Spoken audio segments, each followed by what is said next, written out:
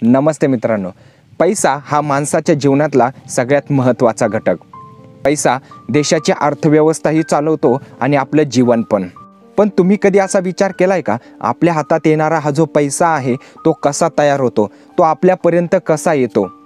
आज आपण याबाबतच माहिती घेणार आहोत. पैसा तयार कसा होतो आणि तो आपल्यापर्यंत पोहोचतो कसा. रुपया हे भारताचं चलन. या चलनाची दोन प्रकारे विभागणी केली जाते. एक तर नोटा आणि दुसरं म्हणजे कॉईन, ज्याला आपण ठोकळा किंवा नाणी असं म्हणतो. नोटांचा जर विचार केला तर 10, 20, 50, 100, 200, 500 आणि 2000 रुपयांची नोट आत्ता अस्तित्वात असलेली दिसते. आणि 1, 2, 5 आणि 10 रुपयाचे ठोकळे आहेत. मी जर तुम्हाला असं सांगितलं 5000 आणि 10000ची सुद्धा नोट होती तर तुम्हाला कदाचित आश्चर्य वाटेल, पण हे खरं आहे. 5000 आणि 10000ची नोट आपल्या चलनात अस्तित्वात होती. परंतु 1978ला या दोन्हीही नोटा चलनातून बंद करण्यात आल्या. रिझर्व्ह बँक जास्तीत जास्त 10000 रुपये किमतीची नोट छापू शकते. यापेक्षा जास्त किमतीची नोट रिझर्व्ह बँक छापू शकत नाही, कारण 1934च्या रिझर्व्ह बँक कायद्यानुसार रिझर्व्ह बँकेला फक्त 10000 रुपयापर्यंतच्याच किमतीची नोट छापण्याचा अधिकार आहे. त्यापेक्षा जास्त किमतीची नोट रिझर्व्ह बँक छापू शकत नाही. रिझर्व्ह बँकेने तयार केलेल्या ह्या ज्या नोटा आहेत, या नोटांचा वापर आपण वेगवेगळ्या वस्तू खरेदी करण्यासाठी करतो. पण या नोटांना, या कागदांना व्हॅल्यू का निर्माण झालाय? एक कागद 100 रुपयाचा आणि एक कागद 2000 रुपयाचा, असं का? तुम्ही नोटांवर पाहिलेलं असेल की प्रत्येक नोटांवर रिझर्व्ह बँकेचे गव्हर्नर आपल्याला लिहून देतात की हा जो कागद आहे, ही जी नोट आहे, त्याची व्हॅल्यू किती असेल. आणि तो कागद कायदेशीर रुपयामध्ये रूपांतर होतो आणि त्यामुळे एका कागदाला खूप जास्त व्हॅल्यू निर्माण होतो. आपल्या चलनात ह्या ज्या नोटा आहेत, आपण ज्या नोटा वापरतो, या प्रिंट करण्याचं काम करतं रिझर्व्ह बँक. रिझर्व्ह बँकेला जरी नोटा प्रिंट करण्याचा अधिकार असेल तर त्या नोटा कोणत्या आणि नोटा किती प्रिंट करायच्या हे सर्व भारत सरकारच्या हातात असतं. सरकार सांगेन तेवढ्याच नोटा रिझर्व्ह बँकेला तयार करता येतात. यानंतर कॉईनचा जर विचार केला तर हे सर्व कॉईन तयार करण्याचा अधिकार हा भारत सरकारला आहे. पण हे सर्व रुपये तयार होण्याची प्रोसेस कशी आहे, कुठे या नोटा छापल्या जातात, ही सर्व प्रोसेस समजून घेण्यासाठी आपण थोडंसं इतिहासामध्ये जाऊया. 1540मध्ये शेरशाह सुरीने चांदीचा ठोकळा तयार केला आणि त्याला रुपया असं म्हटलं गेलं. रुपया हा संस्कृत शब्द. संस्कृतमध्ये रुपयाला चांदीचा शिक्का असं म्हणतात. त्यानंतरच्या काळात ब्रिटिशांनी सोने, चांदी आणि तांब्याचे वेगवेगळे शिक्के तयार केले. पहिली रुपयाची नोट बँक ऑफ हिंदुस्थानने तयार केली आणि त्यानंतर इतर बँकांनी रुपये तयार करायला सुरुवात केली. त्या काळात वेगवेगळ्या प्रदेशात वेगवेगळ्या धातूचे आणि वेगवेगळ्या किमतीचे वेगवेगळे शिक्के तयार केले जात होते. ब्रिटिशांनी जेव्हा असे चांदीचे नाणे तयार केले तेव्हा त्या नाण्यांना ब्रिटिश इंडियन रुपया असे म्हटलं जाऊ लागलं. त्या काळात ब्रिटिशांनी नोटा देखील छापल्या. त्या नोटांवर राणी व्हिक्टोरियाचे फोटो होते. भारतीय रुपयाच्या इतिहासाचा पुढचा टप्पा खऱ्या अर्थाने तेव्हा सुरू होतो जेव्हा भारतात रिझर्व्ह बँकेची स्थापना होते 1935ला.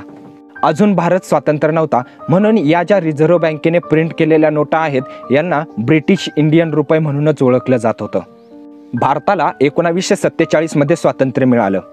भारत सरकारने नोटा प्रिंट करण्याचं काम तसंच रिझर्व्ह बँकेकडे ठेवलं आणि कॉईन तयार करण्याचं काम स्वतः सरकारने आपल्या हातात घेतलं.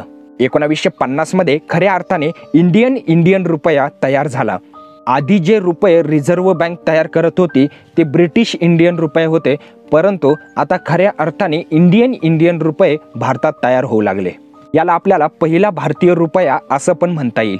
मजेदार गोष्ट अशी आहे, त्यावेळेस रुपयाचं विभाजन आण्यामध्ये केलं जात होतं. काही जणांना अजून पण आठवत असेल, 4 आण्याला आपण 25 पैसे म्हणायचो, 8 आणे म्हणजे 50 पैसे आणि 16 आणे म्हणजे 1 रुपया होता. त्यानंतर 1957मध्ये रुपयाचं विभाजन 100 पैसे असं करण्यात आलं. आता आपण आपल्या नोटांवर जो महात्मा गांधींचा फोटो पाहतोय, तो फोटो प्रिंट करायला सुरुवात केली 1996 पासून. भारतीय रुपया तयार करण्याची प्रोसेस खूप किचकट असते. खूप काळजीपूर्वक रुपया तयार केला जातो. भारतात 4 ठिकाणी प्रिंटिंग प्रेस आहेत. या ठिकाणी सर्व प्रकारच्या नोटा तयार केल्या जातात. पहिली आणि सर्वात जुनी प्रिंटिंग प्रेस ती म्हणजे नाशिक. त्यानंतर दुसरी देवास प्रिंटिंग प्रेस, मसूर प्रिंटिंग प्रेस आणि सलबोनी प्रिंटिंग प्रेस. संपूर्ण भारतात या 4 ठिकाणी नोटा प्रिंट केल्या जातात. पहिल्या 2 ज्या प्रिंटिंग प्रेस आहे नाशिक आणि देवास, यावर भारत सरकारचं कंट्रोल असतं. म्हणजे या प्रिंटिंग प्रेस भारत सरकारच्या अंडर काम करतात. मसूर आणि सलबोनी या ज्या 2 प्रिंटिंग प्रेस आहे या रिझर्व्ह बँकेच्या अंडर काम करतात. चलनातल्या सर्व नोटा प्रिंट करण्याचं काम हे रिझर्व्ह बँकेकडे असतं. परंतु किती नोटा प्रिंट करायच्या, कोणत्या किमतीच्या नोटा प्रिंट करायच्या आणि त्या नोटांची डिझाईन कशी असेल, हे सर्व डिटेल आधी भारत सरकार रिझर्व्ह बँकेला देतं. मग त्यानुसार रिझर्व्ह बँक वेगवेगळ्या किमतीच्या वेगवेगळ्या नोटा प्रिंट करत असतं.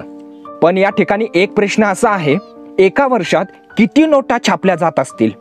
यासाठी प्रत्येक आर्थिक वर्षाच्या सुरुवातीला चलनात किती नोटा अस्तित्वात आहे हे पाहिलं जातं. त्यानंतर गेल्या वर्षी किती नोटा नष्ट करण्यात आल्या, देशात महागाई किती आहे आणि GDP ग्रोथ कसा आहे देशाचा, या सगळ्या गोष्टींचा अभ्यास केला जातो.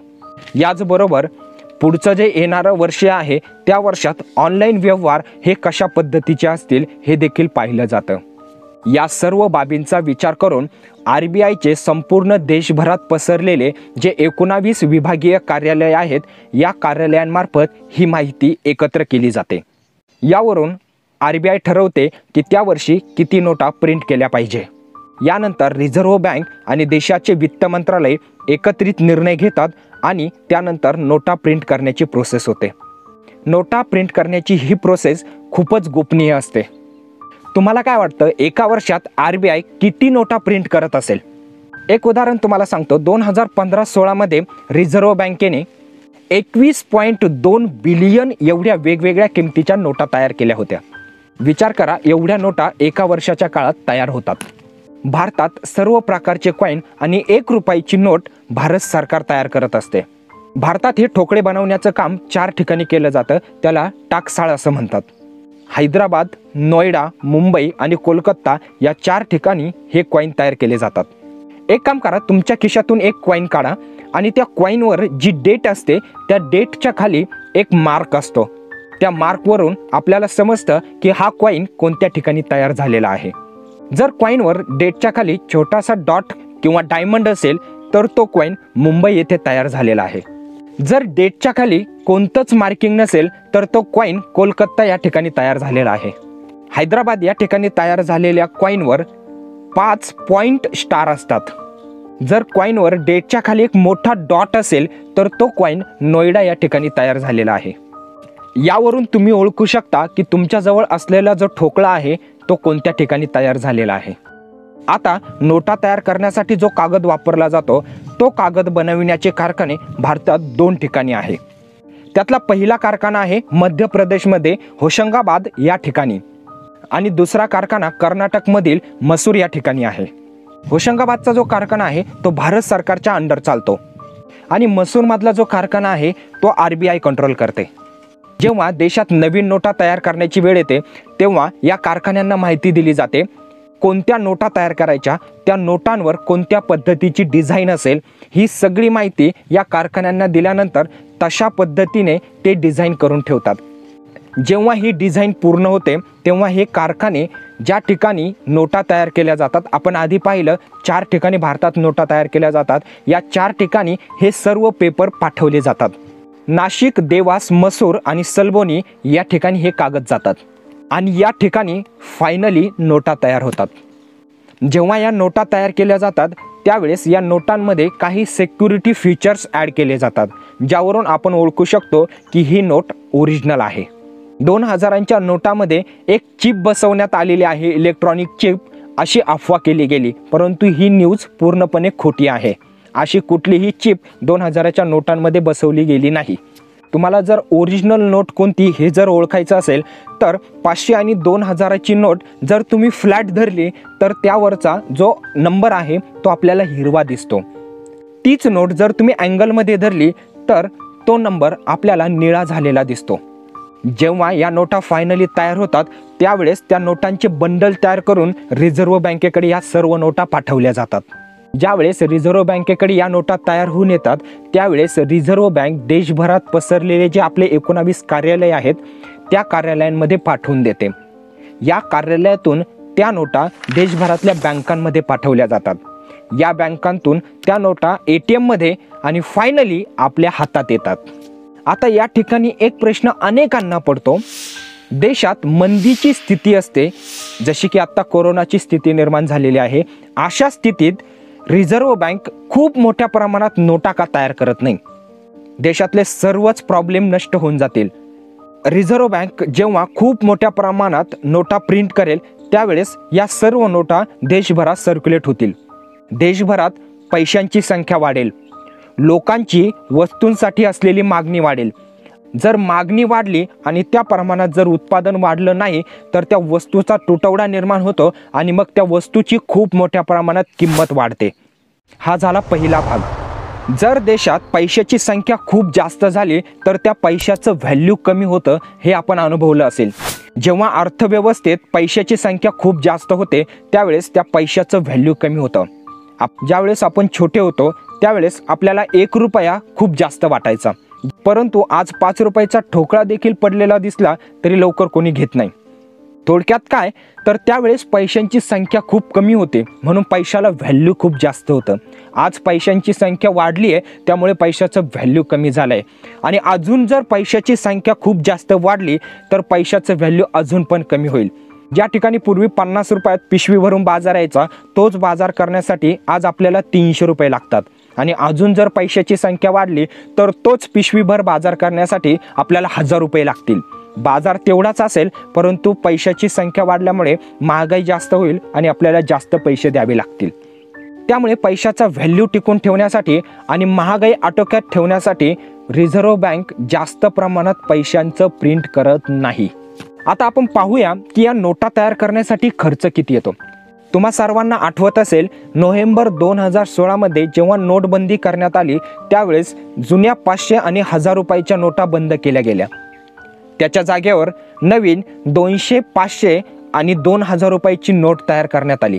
त्यावेळेस जेव्हा या 200, 500 आणि 2000 रुपयाच्या नोटा तयार करण्यात आल्या त्यावेळेस या नोटा तयार करण्यासाठी 8000 कोटी रुपये खर्च आला होता. आता तुम्हाला जाणवलं असेल की नोटा तयार करण्यासाठी एवढा मोठा खर्च येतो, पण एक नोट तयार करण्यासाठी किती खर्च येत असेल? आपल्या चलनात ज्या नोटा आहे त्या सर्व नोटा तयार करण्यासाठी 1 ते 4 रुपयापर्यंत खर्च येतो. जसं की 10, 20 आणि 50 रुपयाची नोट तयार करण्यासाठी 1 रुपया खर्च येतो. 2000 रुपयाची नोट तयार करण्यासाठी 3.54 रुपये खर्च येतो. कॉईनचा जर विचार केला तर नोटांपेक्षा कॉईन तयार करणं जरा महाग पडतं. 2 रुपयाचा कॉईन तयार करण्यासाठी 1 रुपये 28 पैसे लागतात. 10 रुपयाचा कॉईन तयार करण्यासाठी 5 रुपये 54 पैसे लागतात. खरं तर आश्चर्यकारक गोष्ट म्हणजे अशी की 1 रुपयाचा ठोकळा तयार करण्यासाठी त्या 1 रुपयाच्या किमतीपेक्षा जास्त खर्च येतो. 1 रुपयाचा ठोकळा तयार करण्यासाठी 1 रुपये 11 पैसे लागतात. अलीकडच्या काळात कॅशलेस इकॉनॉमीबद्दल पण आपण भरपूर काही ऐकतो. ज्यावेळेस 2016 मध्ये नोटबंदी करण्यात आली त्यानंतर कॅशलेस व्यवहारांमध्ये मोठ्या प्रमाणात वाढ होईल अशी अपेक्षा होती, परंतु तसं काही झालं नाही. शहरात काही प्रमाणात कॅशलेस व्यवहार करणं शक्य आहे. भारतात खेड्यांचं प्रमाण खूप जास्त आहे आणि या खेड्यांमध्ये अजून तरी कॅशलेस व्यवहार शक्य होत नाही. त्यासाठी अनेक अडचणी आहे, त्यावर आपण नंतर कधीतरी बोलूया. आज आपल्याला समजलं असेल की आपल्या खिशात येणारा जो रुपया आहे तो येण्याची प्रोसेस कशी असते. एवढे मोठी प्रोसेस करून रुपया आपल्या हातात येत असतो. तुमच्या मित्रांना देखील हा व्हिडिओ नक्की शेअर करा. त्यांना पण समजलं पाहिजे त्यांच्या खिशात येणारा हा जो रुपया आहे त्याची जर्नी कशी असते. चला आजच्या व्हिडिओत या ठिकाणीच थांबूया. नवीन व्हिडिओमध्ये अशीच नवीन माहिती घेऊन पुन्हा आपण भेटूया. तोपर्यंत जय हिंद.